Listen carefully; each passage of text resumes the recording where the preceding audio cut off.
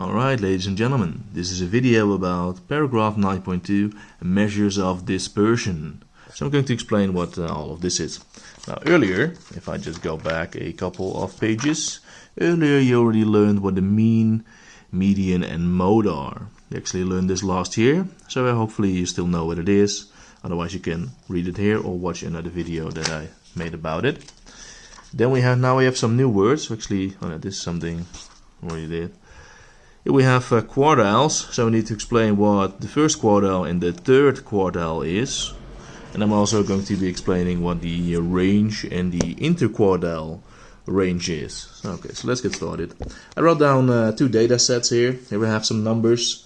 Here I have 8 values and here I have 9 values. Now with these values you can calculate the mode, median and mean, of course. I'm only interested in the median for this video. So I'm going to be explaining the median I'm going to be calculating the median for both of these things, right? If you have an even amount of numbers, that means that there are 2 values in the middle. The 6 and the 7 are both in the middle here. That means that the median is 6 plus 7 divided by 2 is a 6.5. Now, if you have an odd amount of values, like over here, then there is one number in the middle. So there the median is just 6. Okay. Now the median is actually also known as the second quartile. You can call that Q2 or just the second quartile. So we can also calculate what the other 2 quartiles are. We can calculate the first quartile and the third quartile. So let me tell you how to do that.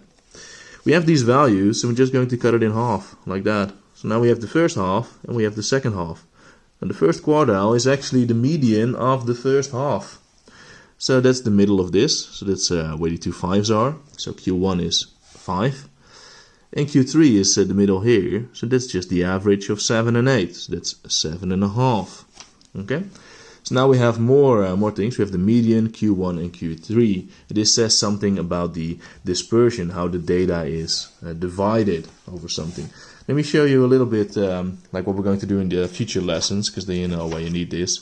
Here we have a new thing. That's actually the next paragraph. I'll make a different video about this. But here you see this thing. I don't know if you've seen that earlier, but it's called a box plot. And in a box plot you can see how it is divided, because you can see that this is smaller. So that means that everything is closer to each other, and this is further apart from each other. Right? Now this line here is the first quartile, this line there is the median, and this line is the third quartile, and this is the lowest and the highest value. So a box plot is a way to represent data, just like this, for example, and just like other things you learned. Okay, so going back, we also have 2 new words in the book. Let me show them. Here we have the range, which is the largest number minus the smallest number, and we have the interquartile range, which is Q3 minus Q1. So to show you how to do that over here, if I want to know the range, then I just do, oh, I forgot an E here. I just do this one minus that one is 5. That means that the difference between the biggest and the smallest number, that is the range. That makes sense. If everything is closer to each other, you have a smaller range than when everything is further apart. And then the interquartile range, that is the difference between Q3 and Q1. So that's actually the middle, like the 50% of the data that's in the middle. What is the range of that? And that's 2.5 here. Okay. Moving on to my second example. Right, here we had 9 values. We already calculated the median, and now I'm going to calculate Q1 and Q3. But we now have this value here, so I can't really cut it in half like I did over there. So this is what you do now. You just ignore the middle value, like that 6. We don't use it anymore. We call this the first half, and we call that the second half.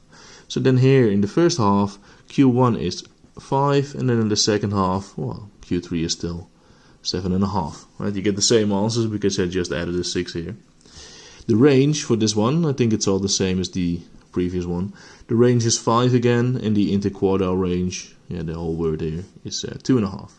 So this is how you calculate the median, Q1, Q3 range, and interquartile range. So thank you for watching, and I'll see you later.